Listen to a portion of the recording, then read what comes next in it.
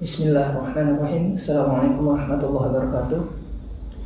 Alhamdulillahirrahmanirrahim. Puji beserta syukur kita panjatkan, kita perbarui kepada Allah Subhanahu wa taala. Salawat dan salam kita pintakan kepada Allah, semoga senantiasa tercurah kepada ruh junjungan alam Nabi Muhammad sallallahu alaihi wasallam. Allahumma shalli ala Muhammad wa ala ali Muhammad.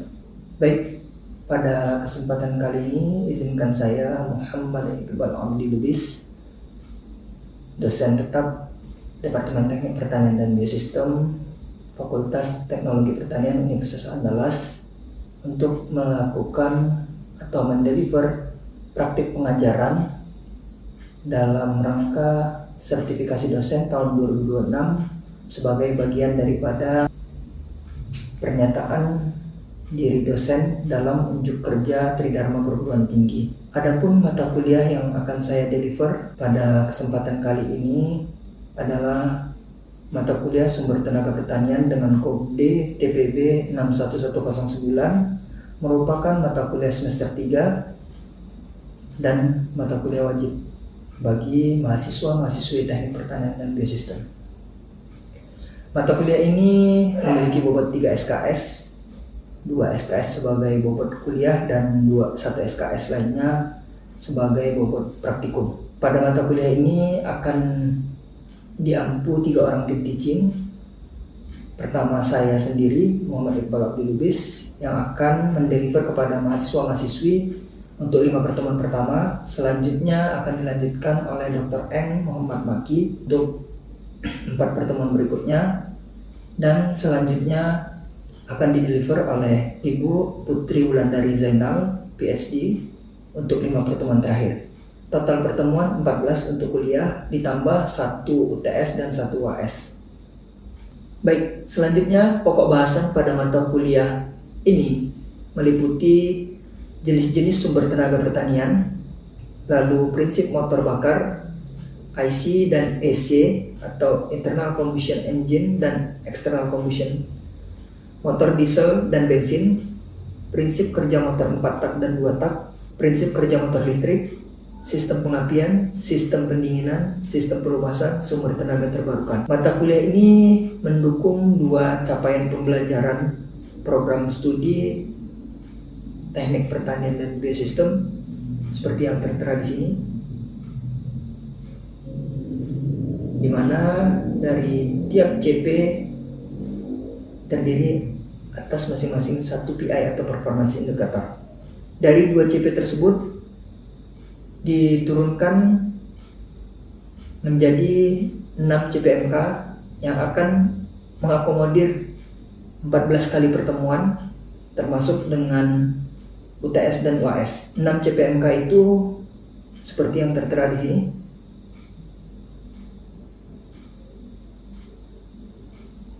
Masing-masing CPMK tersebut akan dibahas secara bertahap dari mulai pertemuan 1 hingga 16. Pembelajaran pada mata kuliah Teknik Pertanian dan Biosistem akan disampaikan dengan metode blended learning, sinkronus, tatap muka secara langsung maupun melalui Zoom meeting. Kemudian asinkronus, yakni pembelajaran melalui LMS, Learning Management System, Universitas Andalas, yang dalam hal ini berada pada subdomain ae.ilearn.unan.ac.id. Selanjutnya, mahasiswa diwajibkan untuk hadir sebanyak 75%, dan setiap presensi akan dicatat atau direkam melalui My Unan atau SSO Unan. Secara terperinci, matriks assessment disajikan sebagai berikut. Berikutnya, selain daripada matriks assessment, perlu diketahui pada mata kuliah ini setiap mahasiswa dapat merujuk kepada 6 sumber pustaka utama sebagaimana yang terlampir sebagai berikut. Untuk selanjutnya, mari sama-sama kita simak video pengajaran mata kuliah Sumber Tenaga Pertanian. Selamat menikmati. Assalamualaikum warahmatullahi wabarakatuh. Waalaikumsalam warahmatullahi wabarakatuh. Alhamdulillah, puji syukur kepada Allah SWT, kita masih diberikan kesempatan untuk kuliah akhirnya dengan mata kuliah sumber tenaga pertanian. Ini adalah mata kuliah semester 3 dengan kode JPB 61109. Pengampunya adalah saya. Salah satunya, kami ada 3 orang tim teaching, nanti dilanjutkan setelah pertemuan 4, artinya pertemuan 5 sampai dengan berikutnya ada Pak Maki dengan Bu Putri Wulandari Zainal. Oke. Nah, kontrak pembelajaran selama dengan saya, kita harus ada kontrak pembelajaran. Pertama, metode yang akan kita gunakan CBM atau business method, jadi akan banyak kasus-kasus atau tugas-tugas yang akan diberikan kepada kawan-kawan. Kemudian small group discussion, nanti akan ada saya lontarkan pertanyaan atau ada tugas yang saya berikan. Saya harap ketika saya sampaikan pertanyaan atau apapun itu, atau kawan-kawan tidak mengerti atau saya terlalu cepat, boleh silakan langsung menyampaikan. Kemudian yang berikutnya aturan kehadiran minimum 75%. Kalau kurang dari 75%, maka nilainya akan BR nanti pada saat input nilai. Kemudian tidak ada toleransi keterlambatan baik kawan-kawan maupun saya. Lalu mahasiswa berpakaian rapi dan sopan, tugas dikumpulkan tepat waktu dan tidak dibenarkan plagiasi. Oke, karena banyak dan sudah maraknya AI ya. Saya harap kawan-kawan biarpun masih nanti mencari dari sumber-sumber AI atau sumber bacaan yang lain, tetap harus dibaca dan dipahami kembali. Sampai sini ada yang mau ditanyakan atau ada yang berkeberatan dengan kontrak perkuliahan? Oke. Nah, perkuliahan pertama ini kita akan membahas tentang kontrak perkuliahan dari sudah ya. Kemudian kuliah pengantar sumber tenaga pertanian mengenai human power atau tenaga manusia, tenaga hewan atau ternak, kemudian tenaga mekanis dan tenaga elektrik. Kemudian apa keunggulan dan kelemahan atau kekurangan dari keempat jenis tenaga sumber tenaga yang disebutkan di atas. Kemudian ada tugas mandiri nanti di akhir yang akan saya berikan kepada kawan-kawan. Apa itu pertanyaan? Muncul pertanyaan. Kan tadi sumber tenaga pertanian. Dia ada kata besarnya atau umumnya pertanyaan. Kira-kira apa sih pertanyaan? Ayo, angkat tangan, nggak apa-apa. Silakan. Yang sudah kawan-kawan pelajari apa yang kawan-kawan ingat, pertanyaan itu kira-kira apa? Atau saya tunjuk? Ayo, pertanyaan itu apa sih? Vivi, apa kira-kira pertanyaan Vivi menurut pandangan Vivi? Pertanian itu adalah suatu kegiatan yang dilakukan oleh seorang petani dalam menanam suatu makanan pokok untuk dikembangkan dan dikonsumsi oleh para masyarakat. Oke, itu dikonsumsi masyarakat nantinya. Oke, bisa dipakai pengertian itu. Oke, ada lagi yang lain yang mau mencoba menjawab?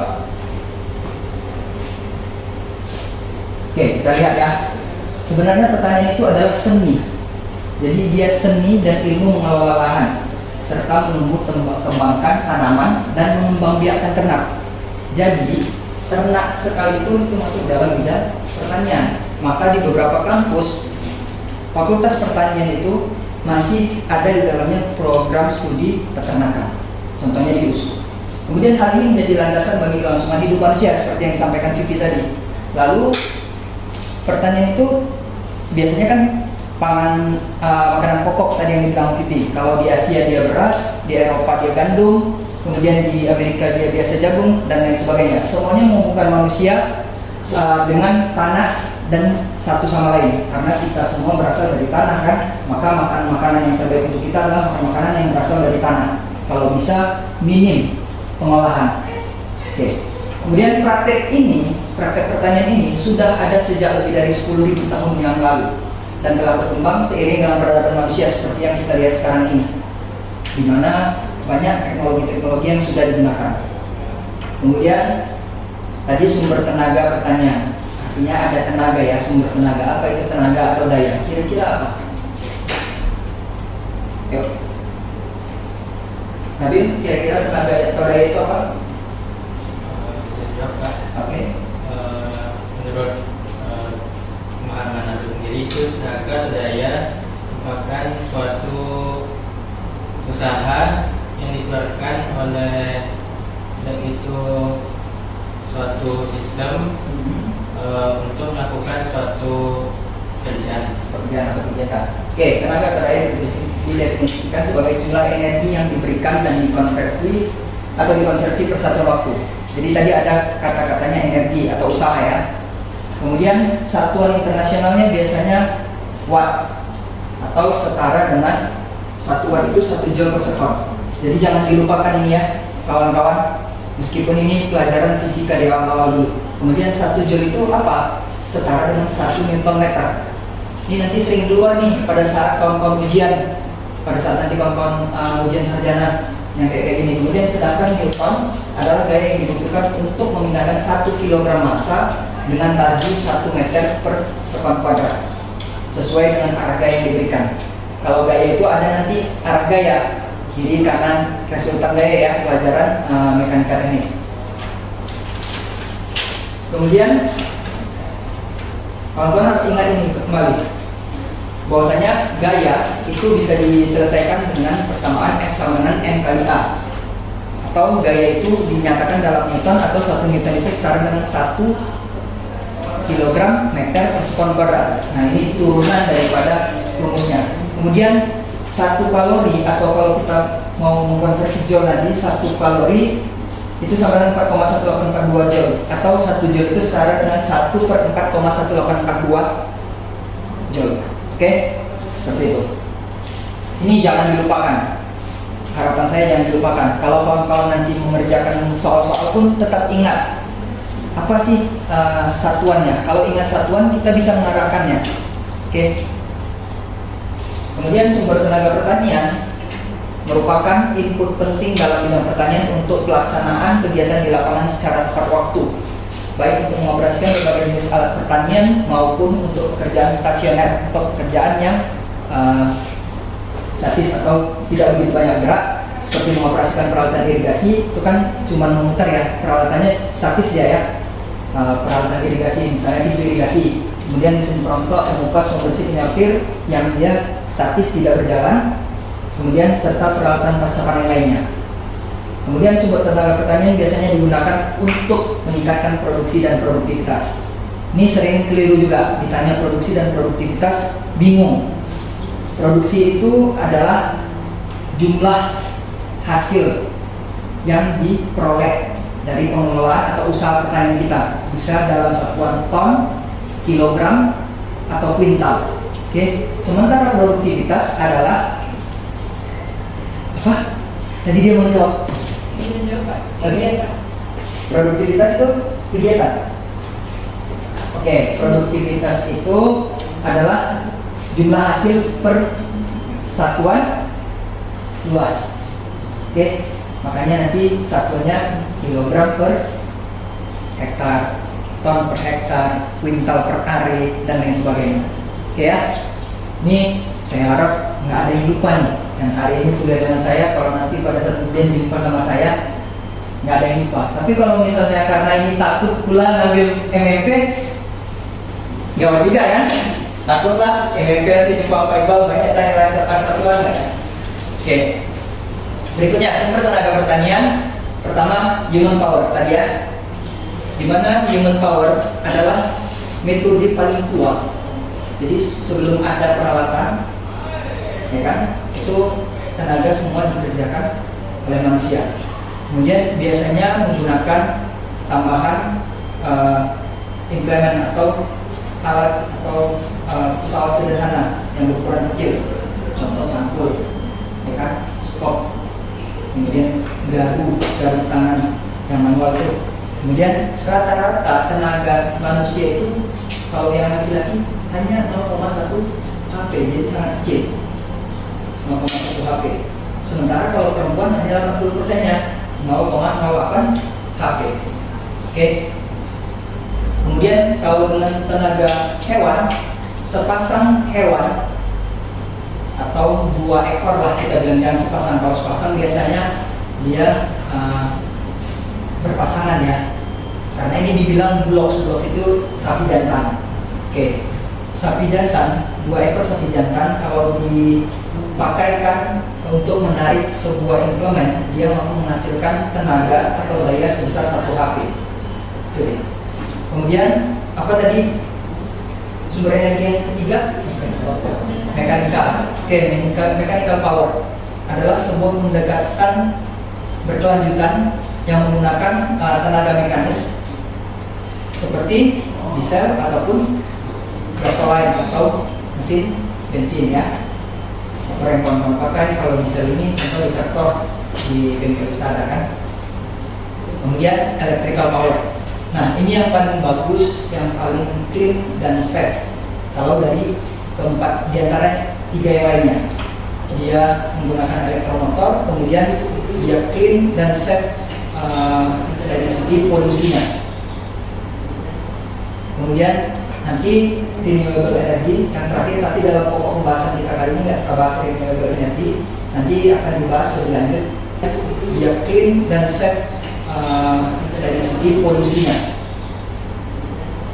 Kemudian nanti renewable energy yang terakhir, tapi dalam pokok pembahasan kita kali ini nggak kita bahas renewable energy, nanti akan dibahas lebih lanjut pada saat pertemuan dengan Bu Putri di pertemuan 11 sampai dengan 15. Oke. Adalah pendekatan berkelanjutan yang avoid, menolak atau mengesampingkan penggunaan bahan-bahan sintetis kimia sintetis dan mengutamakan proses natural atau proses alami. Emphasize atau artinya adalah mengutamakan.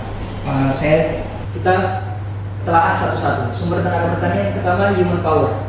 Ini kelompok pekerjaannya dari mulai yang paling ringan sampai dengan yang paling berat. Kalau dia pekerjaan paling ringan, biasanya heart rate atau detak jantung manusia itu kurang dari 75. Oke, baik laki-laki maupun perempuan. Biasanya laki-laki jauh lebih rendah. Sementara kalau yang very heavy itu besar dari 175, baik laki-laki maupun perempuan. Kalau dikonversikan ke power output, itu setara kalau yang very heavy besar dari 0,84. Oke, kalau kawan-kawan nanti mau mencari berapa sih tenaga yang dikeluarkan dari manusia, bisa menggunakan rumus interpolasi ini. A kurang C per B kurang C sama dengan D kurang F per E kurang F. Apa itu Pak? A, B, C, D, E, F. Ini dia. A itu adalah power output, tenaga yang dikeluarkan dari manusia itu. Kemudian upper limit adalah upper limit of power output itu adalah B atau batas atas tenaga. Jadi ini kan ada rentang ya, ada range. Jadi nanti kalau misalnya kawan-kawan mengukur berapa sih tenaga yang kawan-kawan keluarkan, misalnya udah bekerja nih, sebelum bekerja ukur dulu denyut nadi kawan-kawan. Kemudian setelah bekerja ukur pula denyut nadinya. Nah bisa didapat ISRA denyut nadinya 115, berarti kan diantara yang ini ya. Nah nanti masukkan angka 115 itu adalah heart rate detected. Sementara lower limit sama upper limit, upper limit sama lower limit heart rate ini diantara, kalau 115 kan ini ya, antara 100 sampai dengan 125, berarti 100 itu adalah yang lower limitnya, masukkan ke F. Kemudian E itu pakai yang 125 nya. Lalu kita lihat ke samping medium, ini kan kategorinya di rentang medium ya. Kita gunakan batas atasnya batas bawahnya 0,33, yang lower limit C 0,33, lalu yang B adalah 0,55. Lalu kita masukkan ke persamaan ini, kita selesaikan, dapatlah nanti berapa daya sebenarnya. Berarti dia di antara 0,33 dan 0,55. Nggak akan bergeser. Kalau bergeser berarti kawan-kawan salah masukkan. Oke, seperti itu ya. Sampai sini bisa dimengerti? Kalau misalnya 125 denyut tadi setelah bekerja si seseorang, berapa tenaganya atau dayanya yang dikeluarkan kalau 125 terkait bisa batas atasnya 125 bpm rate-nya, berarti 0,55 kan? Oke, kalau dia exact atau pas dia di batas atas atau batas bawah, lihat aja range atas dan bawahnya dari output powernya, power outputnya. Oke, sampai sini bisa dipahami? Saya. Kemudian yang berikutnya Ini kategori kegiatan, aktivitas. Jadi kalau tadi berdasarkan klasifikasi berat ringannya, ini berdasarkan aktivitasnya, pembersihan semua sampai dengan mengemudikan mobil di langkahnya. Total konsumsi dayanya seperti yang tertera di tabel ini. Kemudian manusia itu bekerja butuh istirahat. Untuk menghitung waktu istirahat yang dibutuhkan oleh manusia menggunakan rumus ini. Time rest sama dengan 60 dikali 1 kurang 200 dibagi P. P itu adalah konsumsi daya ini.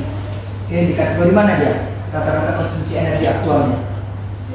Kemudian perlu diingat bahwasanya hanya 75% hingga 85% konsumsi energi aktual yang menghasilkan atau yang dikeluarkan untuk melakukan suatu pekerjaan, menghasilkan sebuah usaha ya. Cuma 75 sampai 85%, tidak lebih dari itu. Jadi kalau kita keluarkan tenaga sampai dengan 600 watt, sebenarnya nggak sampai 600 watt itu yang keluar, tetapi 75%. Oke. Kemudian yang berikutnya animal power atau tenaga hewan atau ternak ya. Nah ini, kalau hewan biasa ditarik kan, ini ada seekor sapi jantan kita bilang, ditarik, diikat dia tali. Nanti gaya tali itu yang bekerja ada FM, TR, FA. Nah FM itu, TR itu gaya tarik sapinya. Kemudian FM itu adalah gaya penggerak atau gaya dorong yang dihambat oleh FR yang dia ngarahnya ke bawah. Oke. Kemudian ada FP. FP itu adalah gaya vertikal, berat sapi dikali dengan gravitasi biasanya. Kemudian RA itu adalah reaksi hewan dihambat oleh FV.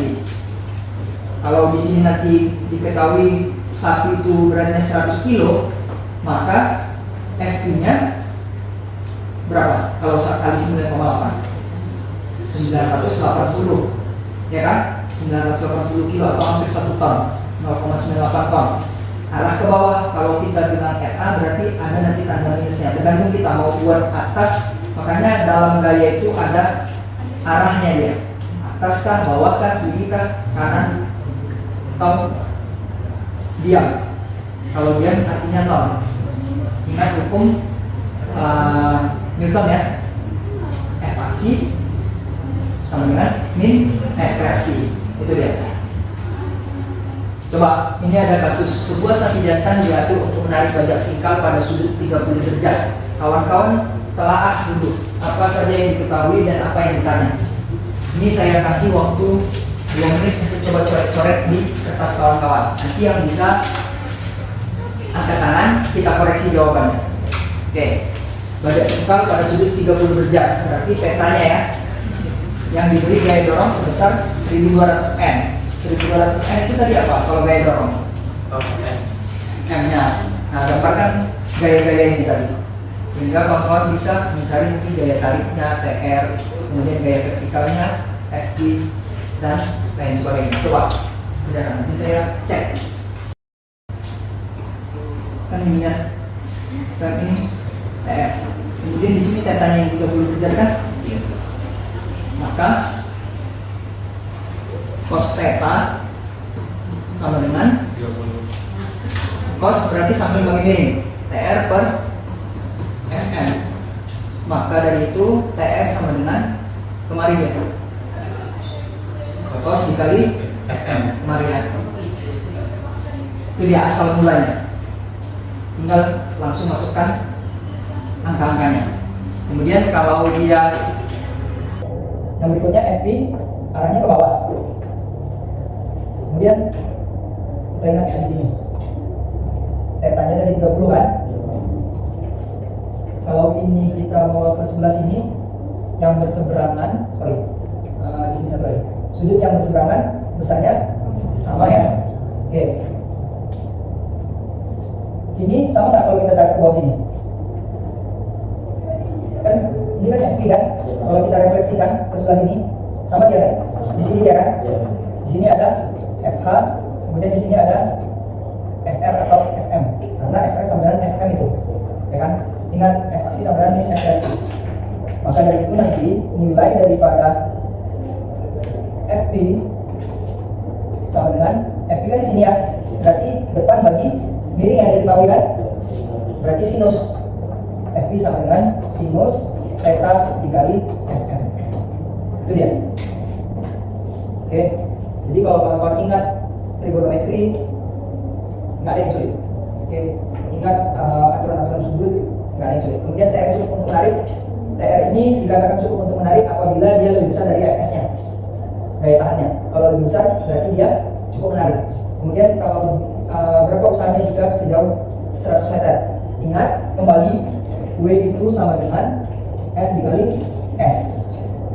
Kalau dia untuk daya tarik berarti W tarik sama dengan TF dikali S. Lalu satu lagi nanti ada, karena kita di sini ditanya efisiensi geometris, ada harus kita hitung F tahanan ini. F tahanan, maka di sini W tahanan atau W useful, W berguna, W itu sama dengan Fs dikali S jarak.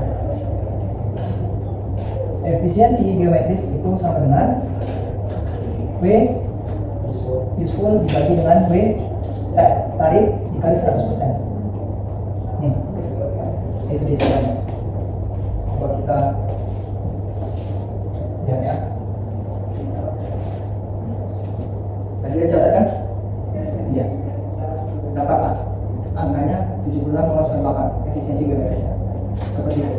Jadi nggak usah bingung, kalau sama fisika itu nggak usah bingung. Fisika itu mudah kalau kita pahami konsepnya.